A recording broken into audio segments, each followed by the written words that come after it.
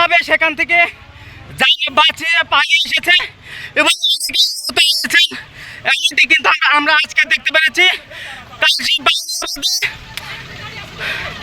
অতিরিক্ত পুলিশ মোতায়েনের পরেও জনসাধারণের যে আক্রমণ, সেই আক্রমণ কিন্তু আবার দেখা দিয়েছে। দর্শক, এই ছিল আমার কাছে আজকে বাউনিয়াবাদ থেকে সর্বশেষ অবস্থান। এবং এখানে অনেকে কিন্তু আহত হয়েছেন, যারা পুলিশ সদস্য রয়েছেন। সেখান থেকে বাউনিয়াবাদ যে অবৈধ জায়গা দখল করে যারা দোকানপাট রেখেছিলেন, সেই জায়গা উচ্ছেদ অভিযানে গিয়ে পুলিশ কিন্তু আক্রমণ হন। সেখান থেকে তারা কোনোভাবে জীবন বাঁচিয়ে তারা কিন্তু সেখান থেকে সরিয়ে আসেন। এবং আমরা আপনাদেরকে ভিডিওতে দেখানোর চেষ্টা করছি বারবার। আপনারা কিন্তু দেখতে পাচ্ছেন যে পুলিশকে যে আবারও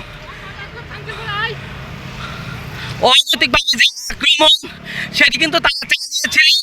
এখন পর্যন্ত কালচি বাউনিয়াবাদে কিন্তু উত্তেজনা